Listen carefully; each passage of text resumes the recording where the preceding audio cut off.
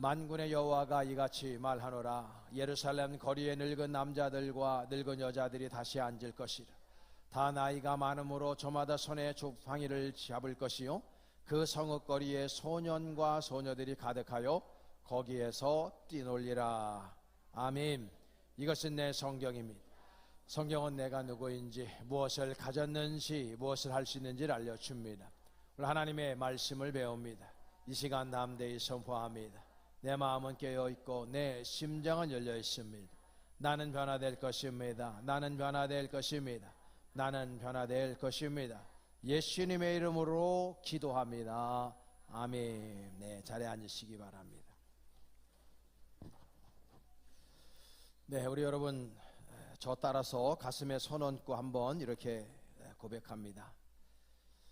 하나님, 은혜 받을 자 여기에 왔습니다. 하나님, 오늘도 크게 역사하여 주시옵소서. 성령께서 함께 하실 줄로 믿습니다. 예수님의 이름으로 기도했습니다. 할렐루야. 우리 주변 서로 인사 한번 하겠습니다. 오늘 은혜 받읍시다. 네, 우리 성가대 찬양 드리면서 은혜 나누겠습니다.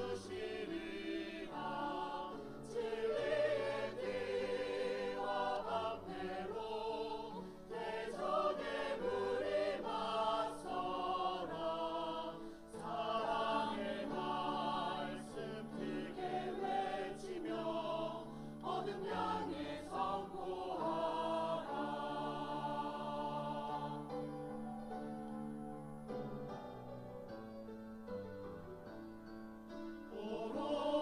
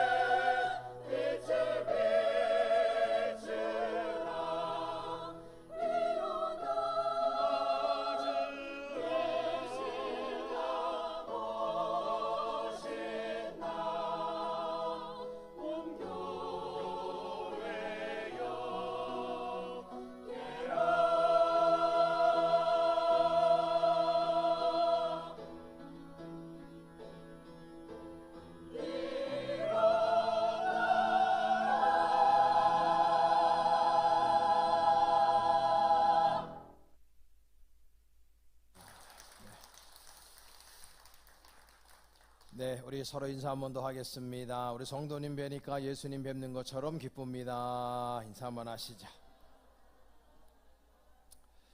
네, 오늘 시갈에서의 말씀을 가지고 소풍처럼 살아보자 라고 하는 제목으로 은혜 나누겠습니다. 여러분들의 인생이 소풍이 될 수 있기를 간절히 축복합니다. 우리 대한민국 사람들이 참 좋아하는 천상병 시인이 있는데, 이분이 귀천이라고 하는 시에서 이렇게 이야기를 합니다. 제가 시인처럼 한번 읽어보도록 하겠습니다.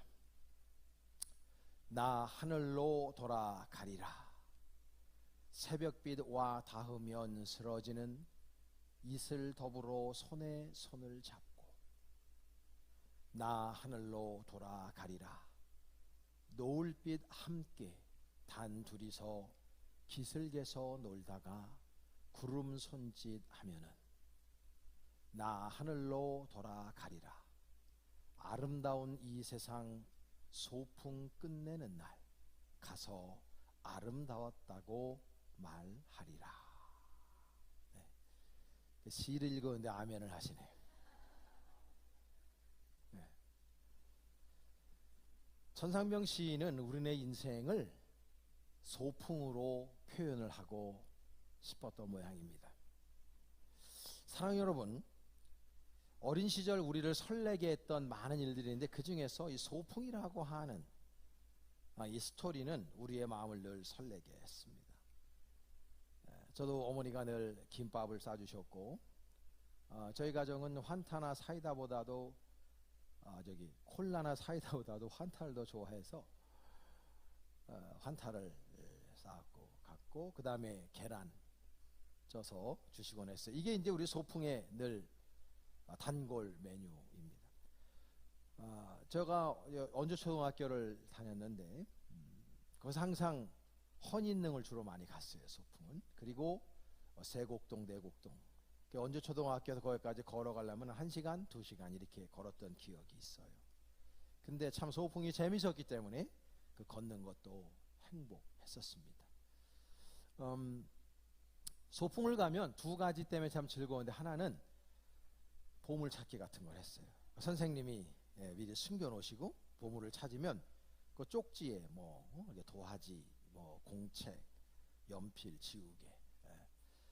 요즘에는 학생들이 학교에 그게 다 구비되어 있기 때문에 그런 거 거의 가지고 다니질 않더라고요. 근데 그런 걸 주시면 너무 행복했고, 보물 찾는 것 자체가 행복했었어요. 그리고 나서 장기자랑을 했습니다. 그럼 이제 노래 잘하는 아이들, 또 이렇게 웃기는 아이들이 꼭 있잖아요, 반에서. 남 흉내 잘 내는 아이들, 그 다음에 동물 소리, 새 소리 잘 내는 아이들.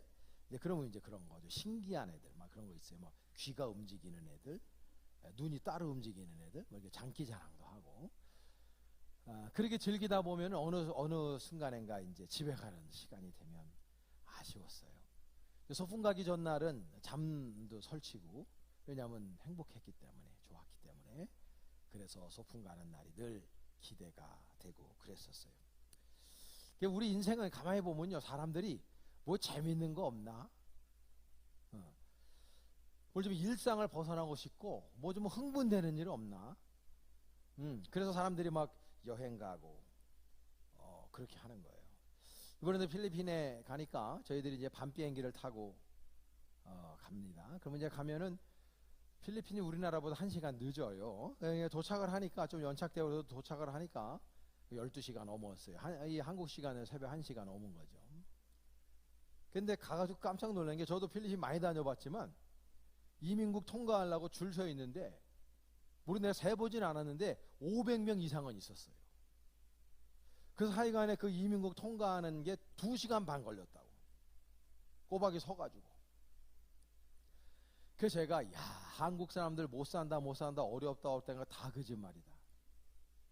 여기저기서 목사님, 권사님 이런 소리가 나니까, 우리처럼 이제 단기 선교 온 팀도 꽤 있지만은, 대부분 가족별로 이렇게 연인 관계로 해가지고 골프 치려고 사람들이 왔는데, 인산인해를 이루어가지고 줄을 나래비를 서 있는데 얼마나 힘든지. 한 2시간만 서가지고 센터 들어가니까 새벽 3시 되고 그리고 이제 거의 잠 못 자고 사역을 했기 때문에, 이번에 갔다 오신 분들 중에 굉장히 피곤한 상태에 있는 거예요. 사람들이 놀러 가죠. 뭔가 좀 일상에서 벗어나서 뭔가 좀 사람 자꾸 놀이 문화를 이렇게 추구하는 인생이 우리 인생이 아닌가 그런 생각해요. 논어에 보면 옹야편이 있는데요. 그 옹야편에 이런 얘기를 했어요. 공자가 자활 공자님께서 뭐라고 말했냐면 지지자 불여 호지자, 호지자 불여 락지자 그렇게 얘기했어요. 이게 무슨 말이냐면 내가요 인생을 살아가면 내가 하는 일에 대해서 내가 엄청난 지식을 쌓았어요. 알지자죠. 많은 것을 아는 사람들. 근데 그 사람들보다 더 위에 있는 사람이 있다는 거죠. 그 일을 좋아하는 사람이 더 상수다라는 거예요. 어떤 일에 대해서 막 특화되어 있고 그 일을 아주 다른 사람에서 잘하는 사람도 중요하지만 그 사람보다 더 멋진 사람이 뭐냐면 그 일을 좋아하는 사람이다. 호지자다. 근데 그 호지자보다 더 훌륭한 사람이 누구냐? 락지자다 그랬어요. 즐길 줄 아는 사람이다. 그 얘기하는 거예요. 그러니까 여러분들 내가 하는 일이 재미가 없어. 어? 여러분 직업이든지 여러분들의 사업이든지 뭐 학생 공부든지 하여튼 여러분들이 하는 일이 재미없고 억지로 하거나 못마땅해. 이런 사람 치고 그 일에서 그 분야에서 성공하는 사람을 제가 본 적이 없어요. 어떤 사람이 성공하냐? 내가 하는 일이 너무 행복한 거야. 너무 재밌는 거야. 너무 즐거운 거예요.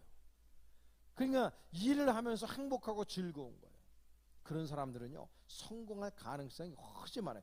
거기에 능력이 있거나 학식이 있는 사람도 물론 성공할 가능성이 있지만 그 사람들보다도 더 성공할 가능성이 짙은 사람들이 누구냐? 그 일을 즐기는 사람들, 재미있게 하는 사람들. 그래서 만약에 여러분들이 여러분들이 가지고 있는 직업이나 여러분들이 가지고 있는 일을 내가 지금 억지로 한다, 빨리 그만두시는 게 나아요. 목사님 그럼 먹고 사는 건 어떻게 해야 돼요? 여러분들의 사정을 몰라서 이 얘기하는 게 아니에요. 인생은요 그렇게 여러분들이 하는 일에 대해서 억지로 하면서 지낼 만큼 한가하지도 않고 인생은요 딱 한 번밖에 못 살아요. 그러니까 이 세월이라고 하는 거 다시 돌릴 수 없는 내 인생을 내가 그런데 허비할 시간이 없어요. 네덜란드의 문화 철학가인 하위징어라고 하는 분이 있는데 이분이 몇 년 전에 호모 루덴스라고 하는 책을 썼어요. 제가 이거 한 2, 3년 전에 읽었는데 저 책이 굉장히 시사하는 바가 커요. 호모 루덴스라고 하는 말은 놀이하는 인간이라는 뜻이에요. 호모, 인간. 루덴스는 라틴어로 놀이, 플레이. 놀이한다는 뜻이에요. 하위징어는 무슨 얘기를 하냐면 인간의 문명이라고 하는 것은 놀면서 만들어진 거다. 죽도록 일하면서 만들어진 게 아니라 놀면서 만들어진 게 인간의 문명이다 라고 이분은 주장하는 거 굉장히 설득력이 있어요. 논다라고 하는 건 뭐냐면 자발적인 행위예요. 강요해서 하질 않아요. 요즘에 아이들이 불쌍한 거는 돈 내고 놀아야 돼. 그리고 노는 방법도 잘 몰라요. 그 놀이라고 하는 것은 인간을 가장 인간답게 만드는 것이다 라고 하위징어가 말을 하고 있어요. 그 실제적으로 보면 인간 안에 있는 법이라든지 정치, 예술, 지식, 운동, 경기, 전쟁 이 모든 것들이 사실은 놀이로부터 왔다. 이분이 그렇게 주장합니다. 굉장히 들을 만한 이야기인 거예요. 세상은요 쉽게 얘기해서 죽도록 일하면서 생긴 것이 아니고 사람들이 놀면서 만들어낸 게 세상의 문화다라고 이야기하는 거예요. 우리 인간을 규정 지을 때 사회학적으로 호모 사피엔스 그래요. 생각하는 인간이다. 어떤 사람은 호모 파베르라고 그래요. 파베르라는 거는 노동하는 인간, 일하는 인간 그런 뜻이에요. 그래서 파버, 파머가 나온 거죠. 농부라는 말이 거기서 나왔어요. 그런데 이 하위징어는 우리 인간은 호모 루덴스다. 놀이하는 인간이다. 놀 때 사람들이 자유롭고 놀 때 사람들이 창의력이 막 생기는 거예요. 모든 일로부터 딱 나를 내려놓는 거죠. 그래서 예전에 칸트가 그랬어요. 괴테도 그랬어요. 여러분이 알고 있는 유명한 철학가들이나 음악가들이 걸으면서 생각을 했어요. 일상을 떠났어요. 지금도 빌 게이트 같은 사람은 1년에 한 달에서 2달 정도를 놉니다. 그리고 그 사람이 너무 재밌는 게 뭐냐면 컴퓨터나 핸드폰을 내려놓고 섬에 들어갑니다. 가장 컴퓨터와 이 핸드폰을 잘 다루고 그걸 만들어내고 그것에 가장 최선에 있는 사람이 그걸 내려놓고 짧게는 한 주, 길게는 한 달, 2달을 섬 같은 데 사람 없는 데 들어가서 생각을 하는 거예요. 그러면 그 안에 뭐가 생기냐? 창의력이 생기는 거예요. 그러면서 또 다른 일을 추진하게 되는 힘을 얻게 되는 거예요. 놀고 쉬는 거죠. 여러분들이 이 호모 루덴스가 되어야 한다. 우리가 잘 알고 있는 김정훈 교수, 저기 광림교회 김정성 목사님 친동생이기도 하죠. 근데 이 김정훈 교수가 사람들이 굉장히 유명하죠. 이 사람이 몇 년 전에 책을 써냈죠. 노는 만큼 성공한다. 여러분 저 책 한번 읽어보세요. 저게 그냥 책 제목은 재미있는 것 같아도 우리들에게 시사하는 바가 커요. 저분은 저 노는 만큼 성공한다라고 하는 저 주제를 가지고 텔레비전에 나와서 많은 사람들이 강의를 했어요. 유튜브에도 많이 돌아다닙니다. 저분이 저 책에서 뭐라고 얘기하는 줄 아세요? 뛰는 놈 위에 나는 놈이 있고 나는 놈 위에 노는 놈이 있다 그랬어요. 여러분 여교우들 잘 할게요. 여러분들 학교 다닐 때 여자애들 중에 날라리라고 듣는 애들이 공부 많은 애들보다 시집도 잘 가고요, 잘 살아요. 그리고 어쩜 현모양처가 됐는지 몰라. 왜냐면 걔네 다 놀아봤거든. 다 놀아봤어. 남학교도 마찬가지예요. 애들이요 옛날에 저 똘팍이네 막 우리 땐 그랬어요. 그런 표현을 썼어요. 애들이 좀 또라이 짓을 하고 그런데 이제 성격이 좋아. 공부는 못하는데 걔네들이 훨씬 잘 살아요. 그런 애들 밑에서 인류대학 나온 애들이 셀러리 합니다. 왜냐하면 놀아봤으니까 사람들의 생각을 알아요. 사람들의 욕구를 알아요. 어떻게 하면 재미있는지를 알아요. 지가 놀아봤으니까. 그러니까 사업을 하더라도 창업을 하더라도 굉장히 창조적으로 어떤 일들을 개진해 나가니까 큰 사업을 하는 사람들 보면 대부분 놀아본 놈들이 많아요. 놀이가 이렇게 중요한 거예요. 여러분들은 놀아봤어요? 안 놀아봤어요? 아멘 안 하는 거니까 무지하게 놀아봤나 봐. 여러분 어느 분야든지 있잖아요. 고수가 되면 될수록 자연스럽습니다. 골프의 고수가 돼도요. 이 폼이 처음부터 끝까지 너무 자연스러워요. 탁구 치는 사람들도요. 최고 고수들은요. 왜 이렇게 자연스럽게 스매싱을 하는지 몰라요. 화살 쏘는 사람 이번에 막 5개 했잖아요. 걔들은 밥 먹고 그거만 하는. 이게 화살이 너무 쉬운데 여러분 웬만한 여성들은 이거 들지도 못해. 그 사람 너무 자연스러워. 이거 뭐 걔네들 우리 일반 여성들은요 5초 10초 못 들어요. 이거 무거워서. 근데 걔네들 그 활시를 당겨서 쏘기까지 하는데 얼마나 자연스러운지 몰라요. 이게 자연스러운 것들이 자연스럽게 만들려고 무단히 노력해서 최고수에 이르는 거예요. 어느 분야나 마찬가지. 그리고 그 사람들은요 다 즐겨요 그 일을. 빌 게이츠가 그러고 있죠. 앨런 머스크가 그러고 있죠. 먼저 간 스티브 잡스도 그랬어요. 우리나라에서도 이재용 회장 이런 사람들 보세요. 늘 웃고 다녀요. 우리나라에 탑에 있는 사람들 어느 분야에나 탑에 있는 사람들 연극계, 영화계, 정치근계, 사회문화에서 탑 그룹에 있는 사람들 보면 다 자신이 하는 일에 대한 프라우드를 가지고 있고 그 일을 즐기는 사람들이 그 자리까지 올라가 있고 자기 관리가 철저합니다. 그 사람들 얘기하는 게 잠자는 시간이 싫은데 잠을 자야 되니까 잠을 자는 거예요. 잠의 중요성을 알기 때문에 그런 거지 잠자고 싶어서 자는 게 아니에요. 왜냐면 일하고 싶거든. 왜? 내 일이 아니라 즐겁거든요. 즐기고 있거든요. 락지 자거든요. 그러니까 그 자리까지 올라간 거예요. 여러분 이번에 우리 선교하면서 필리핀이 무지하게 덥더라고. 김지현 선교사님도 그러고 우리가 묵었던 그 센터에 그 원장 하시는 그 평신도 선교사님인데 그 가나안랜드 그 선교사님도 얘기하는 거예요. 자기들이 여기 살면서 이렇게 무더운 8월 달을 처음 봤다고. 그냥 나가면 그냥 땀이 주룩주룩 흘러요. 그래서 대부분의 여성들이 화장하는 걸 거의 안 했어요. 왜냐면 다 지워지. 근데 가서 저하고 박은희 권사님하고 우리 황선혜 권사님 토스트를 구웠습니다. 불 앞에서. 얼마나 더웠겠어요. 그리고 다른 멤버들 똑같이 고생하는 거예요. 그래서 제가 토스트 굽다가 우리 멤버들 다 쳐다보면 막 얼마나 행복하고 막 짜증내고 그런 사람이 없어. 다 즐겁게. 물론 여러분 땀을 흘리고요. 가면 소변이 안 마려우니까 땀을 한 방울씩 흘리니까요. 힘들어요. 그런데 여러분 지겹지가 않아요. 힘은 드는데 이게 즐거운 거예요. 이게 행복한 거예요. 왜? 사명 따라 하고 있는 것이고 그 일을 하나님의 주신 귀한 사명으로 은사자들이 가서 하기 때문에 은사가 아닌 사람이 가면요, 와, 이것이 언제 끝나나 힘들어 죽겠네 그러는 거예요. 그리고 나 다음부터는 선교 안 온다고 이래버려요. 근데 여러분 선교에 은사가 있는 사람들은 가면 그게 행복해요. 땀을 한 바가지 흘려도 너무 힘들고 어려워도 그 일을 감당하면서 행복해요. 지칠 수는 있어요. 지칠 수는 있는데 지겹지가 않아요.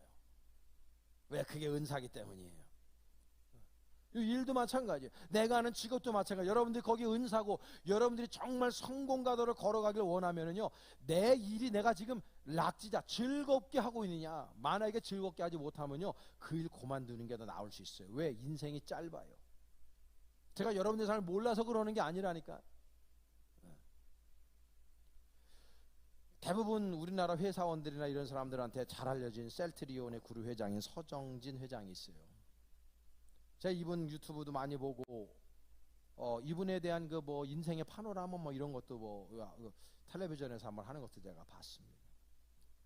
이분은 우리가 1997년도 우리나라 IMF 왔을 때 1999년도 대우, 이분이 대우 자동차 다녔거든요. 대우가 망했잖아요. 그때 이분이 실직한 분이에요. 근데 거기에 머무를 수 없어서 이 사람이 5명의 후배들과 더불어서 셀트리온의 전신인 넥소를 설립하고 지금 이 자리까지 올라와 있습니다. 이분 거의 70이 거의 다 된 분이에요. 68세인가 이렇게 됐어요. 이 사람이 이제 우리나라 2위 부자입니다. 이 사람은요 지금 매일같이 16시간씩 일을 합니다. 우리나라 지금 근로기준법에 몇 시간 일하게 돼 있어요? 8시간이에요. 그거 넘기면은 사주 뭐가지 날라가요. 근데 이분은 16시간씩 일한다니까. 이분 대부분 다 막 이렇게 외국에서 일 많이 해요. 이 사람이 우리나라 제2의 부자인데도 가서 막 별 5개 안 잡니다. 비즈니스 호텔에서 잠을 자요. 그럼 날마다 계속해서 사람들하고 같이 회의하고 하면서 이분이 16시간 일을 하는데 하나도 지겹다는 소리를 하질 않아요. 이분이 늘 강의하면서 하는 얘기가 뭐냐면 나는 1시간도 하루도 허투루 쓴 적이 없다 이렇게 얘기하면서 젊은 사람이 도전적인 얘기를 합니다. 흑수저라는 얘기 하지 말라. 그것 때문에 대한민국 망조가 들었다 이거예요. 흑수저, 난 연탄 날리며 살았다 이거예요. 안 해본 바닥 인생이라면 나같이 바닥 인생 별로 없다는 거예요. 그런 얘기 하지 말라. 입에서 다 버려야 된다. 생각해서 버려야 된다. 하루도 헛되이 쓰지 말고 당신의 실력을 키우고 그 일을 즐겁게 해라. 어느 순간 당신한테 엄청난 기회가 찾아올 것이다. 이분은 지금도 그 나이에 16시간씩 일을 하면서도 지치죠.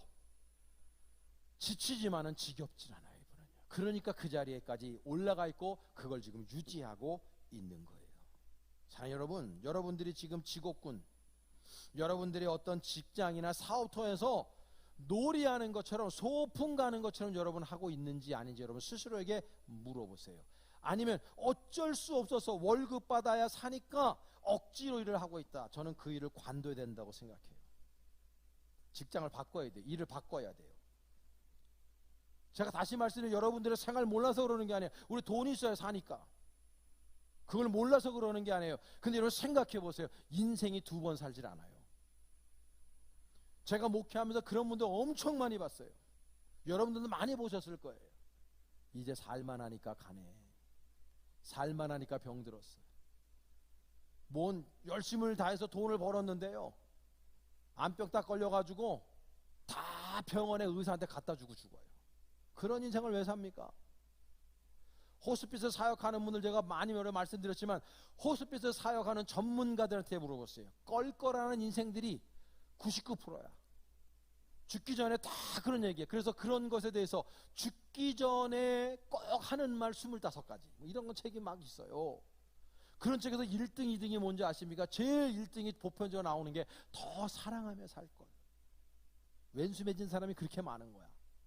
미운 사람이 그렇게 많은 거야. 그러니까 미워하다가 인생을 갖다 허비한 거야. 마음이 아프잖아요. 여러분 지금 마음속에 미워하는 사람이 있어봐요. 힘들어요. 인생이 힘든 거예요. 계속 생각나고 잠이 안 오고 분하고. 그러니까는 사람들이 죽을 때 후회하는 거예요. 왜 내가 미워하며 살았을까? 사랑하며 살았어야 되는데. 그 다음에 두 번째로 다 후회하는 게 이거예요. 내가 하고 싶은 일을 하고 살 거. 내가 원하는 일을 하다가 살고 그렇게 죽을 거. 이걸 다 후회하다가 죽는 거예요. 여러분 어떠십니까? 지금 여러분 원하시는 일을 하세요? 억지로 일하세요? 질문 듣는 것도 귀찮아요? 월요일 날 용수철처럼 발딱 일어나가지고 회사 가야지, 일하러 가야지 이래야 되는데, 이것도 회사 가야 되나 이거 당장 때려쳐야 되는데 이거 미치겠네. 애들 교육 때문에, 내 인생 때문에, 체면 때문에. 제가 언젠가 한번 말씀드린 기억이 있는데, 회사 그 공무원인데, 공무원 40 중반 된 공무원인데 자녀 둘이 있어요. 그 멀쩡히 다니는 공무원 때려치고, 그리고 그동안 모은 돈을 가지고 1년 동안 세계 여행을 했어. 식구들이, 4식구가. 그리고 그분이 수기를 썼다. 사람들이 집에 다 만류했죠. 너 미쳤냐?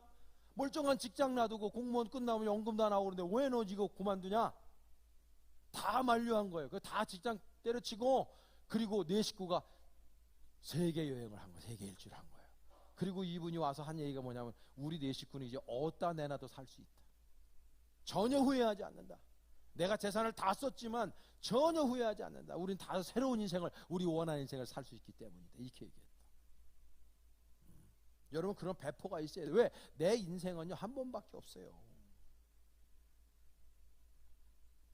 사랑하는 여러분, 하나님께서 우리 인생을 창조하실 때 아담과 하와를 만드셨잖아요. 아담과 하와를 만들어 가지고 바닷가 가운데 던지셨거나 산에 올려다 놨거나 들판이나 광야에다 올려놓지 않으셨어. 네? 창세기 1장, 2장, 3장에 보면 하나님께서 여러분 아담과 하와를 만들어 갖고 어디다가 놓으셨어요? 그건 어떻게 잘 아셔? 에덴에다가 놓으셔서. 여러분 다 아시잖아요. 우리 벌떼교는 에덴의 뜻이 뭐예요? 에덴의 뜻이 뭐냐고? 기쁨이라는 뜻이잖아요. 할렐루야. 우리 장 선생님 같은 장씨라고 딱 아시잖아. 응? 우리 교회 나오신 지 얼마 안 된 분이 벌써 안 해. 오래 다니고 모르는 분들은 반성하세요. 여러분 하나님께서 인간을 만들어 가지고 단대 놓지 않으시고 거기에다가 에덴에다가 놓으셨단 말이에요. 에덴이 조이예요. 조이, 기쁨. 하나님 아버지께서 우리 인류가, 우리 저와 여러분들이 기쁘게 살기 원하시는 분이라 그 뜻 아니겠습니까? 우리가 부모예요. 부모가 돼서 자식들이 기쁘게 살고 즐겁게 살고 사회적으로 살아가면 자기의 분야에서 최선을 살면서 다른 사람들에게 선한 영향을 끼치고 훌륭한 인물로 살아가기를 원하지 않는 부모가 한 사람이나 있습니까? 다 그런 마음이지. 하나님은 우리 영적인 아버지입니다. 할렐루야. 그분께서는 우리가 행복하고 즐겁고 감사하게 살기 원하시는 분이라 그 말이죠. 그래서 여러분을 에덴에다가 두신 거예요. 근데 여러분 지금 기쁘게 사세요? 하나님께서는요 이스라엘 백성들 430년 동안 애굽에서 하게 놔뒀는데 그게 노예로 살았잖아.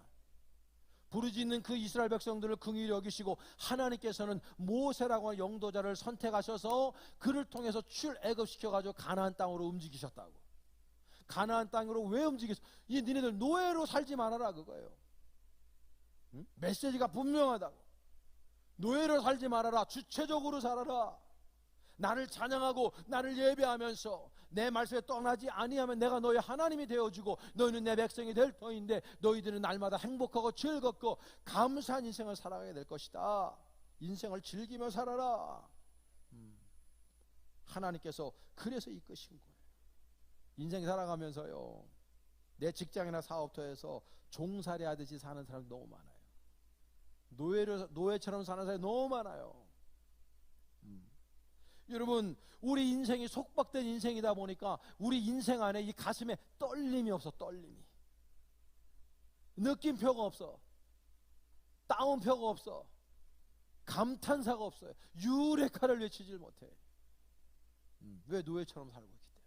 무미건조한 삶을 살고 있기 때문에. 그냥 샐러리 하면서 살고 있기 때문에. 여러분, 우리 하나님께서 그런 인생을 우리에게 원하시지 않는다는 거죠. 여러분, 오늘도 예배도요 말이죠. 우리 교인들 그런 교회는 없겠지만 견디는 분이 있어요. 너무 안타까운 거예요. 예배는 견디러 오는 게 아니에요. 예배는 즐기러 와야 돼요. 할렐루야. 하나님 아버지와 지금 우리가 즐기는 거예요. 예배는요, 그 자체가, 예배의 의미가 뭡니까? 하나님 무릎 꿇고 하나님을 찬송하고 하나님의 이름을 드높이면서 우리가 축제하는 거예요. 뱅킷하는 거예요. 스피리추얼 뱅킷. 영적으로 우리가 예배하고 우리가 축제를 하는 겁니다. 이 예배가요. 그래서 행복한 예배인 거예요. 할렐루야. 물론 이 가운데 책망의 말씀이 나갈 수도 있어요. 여러분들 회개하십시오라고 외칠 수도 있어요. 그럴 때마다 여러분 마음에 폐부를 찔러 쪼개는 회개의 역사가 일어나야 되는 거 당연하지만, 그럼에도 이 모든 예배의 기저 안에는 기쁨과 소망과 회복이 있는 겁니다. 여러분, 치유의 역사가 있는 것입니다. 여러분들 예배를 즐기셔야 돼요. 담임 목사가 일방적으로 설교하는 것 같아도 여러분들이 참여자가 되고 여러분들이 이 메시지의 주인공이 되셔야 된다, 그 말씀이에요. 이 말씀을 듣고 한 귀로 듣고 한 귀로 흘려버리면 또 그냥 그 일상적으로 이렇게 살아가는 거예요. 그러나 이 말씀이 여러분들에게 도전이 되고 마음판에 새겨져서 30배, 60배, 100배 열매를 얻는 순간에 여러분들의 인생을 한 단계 더 분명히 발전하게 될 것입니다. 하나님께서 여러분들 아름답게 사용하신 인생이 될 줄로 믿습니다. 그런 인생을 우리가 살아가야 된다, 그 말이에요. 여러분, 오늘 본문도 마찬가지. 본문도 보면요, 이스라엘은요 하나님의 선민으로 하나님께서 가나안 땅으로 이끌어 주시고 그곳에서 하나님만을 예배하는 인생을 살라고 그들을 선민 삼아 주셨어요. 근데 이스라엘 백성들은 하나님만을 예배하지 못하고 뱅킷하는 인생, 소풍 피크닉하는 인생을 살지 못하고 바알을 섬기면서 스스로 무너졌어요. 하나님의 진노를 삼으로 말미암아 잔치 뱅킷이 깨져버린 거예요. 소풍 가는 날이 취소돼 버린 거예요. 그래서 결국은 포로로 바벨론으로 잡혀가게 된 거예요. 근데 하나님 아버지께서는 긍휼이 많으시고 사랑이 많으신 분이기 때문에 이스라엘에게 여러분 긍휼을 베푸셔서 이스라엘을 회복시켜 주시겠다고 약속하는 거예요. 이스라엘이 잘해서요? 아니에요. 이스라엘이 하나님의 마음에 드는 행위를 해서 아니에요. 하나님 아버지의 선민이기 때문에, 하나님 아버지께서 이스라엘 잘못했어도 그 사람들 징계는 하셨으나 다시 회복시켜 주시겠다고 약속하는 말씀이 오늘의 말씀이에요. 이 말씀을 우리 다시 한번 주의 깊게 한번 합독합니다. 시작. 만군의 여호와가 이같이 말하노라. 예루살렘 길거리에 늙은 남자들과 늙은 여자들이 다시 앉을 것이라. 다 나이가 많음으로 저마다 손에 지팡이를 잡을 것이요 그 성읍거리에 소년과 소녀들이 가득하여 거기에서 뭐 한다고요? 논다고 그러잖아요. 성경에 보면 세 가지의 하나님께 인간에게 주신 복이 있어요. 첫째는 장수의 복이에요. 그래서 여러분 알다시피 노인네가 하나도 없어지고 아이들이 없어질 것이다. 그건 저주예요. 근데 이스라엘 백성 안에 다시 노인들이 지팡이를 짚고 예루살렘을 왔다 갔다 할 것이다. 이 보통 복이 아니에요. 그 다음에 자손의 복이에요. 소년과 소녀들이 뛰놀겠다고 약속하고 있어요. 재물의 복도 주셔야 하나님 아버지께서. 이런 복을 여러분들이 받아 누릴 수 있기를 간절히 축복합니다. 잔치 같은 인생을 살게 해주시겠다고, 소풍 같은 인생을 살게 해주시겠다고 예수님께서 우리에게 약속해 주셨으면 우리가 그렇게 살면 되는 거예요. 할렐루야. 교회는요 제자 훈련도 필요하고요, 말씀 이렇게 말씀의 양육도 있어야 돼요, 필연적으로. 그런데 또 필연적으로 있어야 될 게 뭐냐면 성도 간의 코이노니아예요. 교제가 있어야 돼요. 예배당에 가서 서로 성도들께 교제 나누면서 서로 마음을 위로하고 용기와 힘을 얻는 기회로 만들어 가야 되는 거예요. 여러분, 일주일 동안 살아가면서 우린 때로는 힘들고 어렵게 버거운 인생을 우리가 살아가다가 와요. 그래서 사람들이 우울증도 걸려요. 사람들이 자살을 생각하는 사람들도 있어요. 어렵고 힘들게 살아가는 사람이 우리 주변에 많아요. 여러분 가운데도 그런 분들이 반드시 있을 거예요. 그러려면 기억하셔야 돼요. 하나님께서 우리 인생을 그렇게 살려고 보내시지 않았어요. 그러므로 우리는 예배당 안에서 서로 성도의 교제를 아름답게 나눠야 되는 거예요. 농담을 하더라도 다른 사람을 높여 세워주는 농담을 하시고, 말씀을 하시더라도 다른 사람을 세워주는 말씀을 하셔야 되는 거예요. 용기를 주고 위로를 주고 격려하면서 서로 치열업하고, 내가 세상 살아가면서 때로는 스트레스를 엄청 받고 왔는데 그 모든 것도 이길 수 있는 힘과 용기를 얻을 수 있도록 성도의 교제를 우리가 나눠야 된다는 말씀인 겁니다. 한병철 교수는 현대사회를 피로사회다, 아주 피로하다, 그렇게 얘기했죠. 세계적인 사회학자는 울리백은 이 세상의 위험사회다 그래서 위험사회다. 정치경제 사회문화 자연적으로 보더라도 위험하지 않은 데가 없다. 다 위험하다 지금. 그렇게 얘기하고 있어요. 어저께 뉴스 보니까 대한민국의 여름이 올해가 가장 선선한 여름이다, 그렇게 얘기하더라고요. 마음을 단단히 먹어야 돼. 이 전 지구에 온도가 0.5도씩만 올라가도 지구에서 나타난 현상들이 어마어마해. 일반 사람들 다 모르고 하는데 그게 결국은 다 우리가 영향을 받는 거예요. 30일 넘게 열대야가 우리나라 최초로 지금 기상관측 이래로 최초로 일어나죠. 그래서 기상학자들이 얘기하는 거예요. 올해가 가장 선선한 여름이었다고. 여러분, 돈 벌면은 성공하면, 돈 벌어서 성공하면은 행복해진다. 경제적 인간, 호모 이코노미쿠스라고 그래요. 호모 이코노미쿠스. 부자 되면 행복해, 그게 성공한 거야. 여러분, 새빨간 거짓말입니다. 그런 말에 속으면 안 돼. 그건 사탄이 주는 용어예요. 그러면 뭐 부자들은 왜 자살합니까? 폐지 줍는 분들이 훨씬 행복할 수 있어요. 행복하게 사는 분이 많고. 이제 여러분 크리스마스가 다가옵니다만, 크리스마스 시즌이 되면은요 도네이션 하는 분들이 있어요. 돈 많아갖고 1억 하는 사람과 일평생 모은 1억 하는 사람과 누가 더 행복할 것 같아요? 평범하게 살고 평범 이하로 살아도 내 인생을 즐길 줄 알고 내 인생에 만족할 줄 알고 감사할 줄 아는 사람이 인생 성공한 거예요. 뭐 박사학위 몇 개 있고 인류대학을 나오고 내가 돈을 뭐 몇백억을 모았어도요 아무 소용없어요. 내 인생이 즐겁지 않은데. 목사님들도요 보면 목회자들 많이 만나잖아요. 억지로 목회하는 분들이 있어요. 그런 분들은 롱런하지도 못하고 행복하지 않아요. 교회 몇천 명 앉아 있어도 몇몇 명 앉아 있어도 목회를 힘들게 하는 분들이 있어요. 억지로 하는 분들이 있어요. 행복한 거 아니에요. 교인들 10명, 5명, 1명만 놓고 해도 행복하게 목회하는 사람이 성공한 사람이에요. 여러분들은 어떠십니까? 우리나라는 OECD 국가 중에서 자살률이 1위입니다. 다 아는 상식이에요. 행복하질 않아. 아이들에게 놀이터가 아닌 사냥터를 가르치는 어른들이 부끄러워요. 제가 왜 우리 선교 갈 때에 가족별로 많이 가십시오. 초등학교 1학년 정도만 같이 갈 수 있습니다. 왜 말하냐면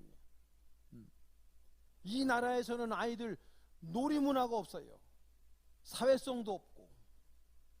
근데 필리핀에 가면 어른부터 해가지고 애들까지 같이 공동체를 한단 말이에요. 그래서 공동체 훈련, 사회성이 길러지고 서로가 서로를 알게 되고 대화도 통하게 되고 그 자체가 즐겁고 행복하기 때문인 거예요. 이번에도 제가 갔다 오면서 중학생한테 제가 물어봤어요. 학교 재밌니? 그랬더니 그 여학생이 저를 이렇게 쳐다보면서 하는 얘기가 뭔지 알아요? 목사님 재밌겠어요? 라고 이러더라고요. 팍 따지면서 얼굴을 팍 이러면서. 그래서 내가 미안해, 내가 질문이 잘못했어. 바로 꼬리를 내렸지 뭐. 그런데 그 다음에 그 친구가 뭐라고 그러는지 알아요? 다음에 나오는 말이 참 마음이 아팠어요. 대한민국 교육제도가 잘못됐습니다. 딱 이래더라고요.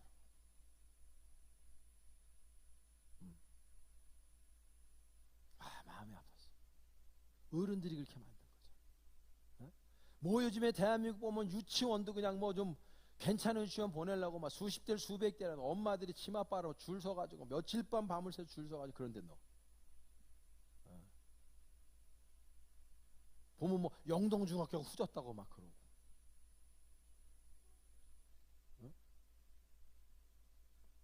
원래 후진 학교 다니는 게 좋은 거예요.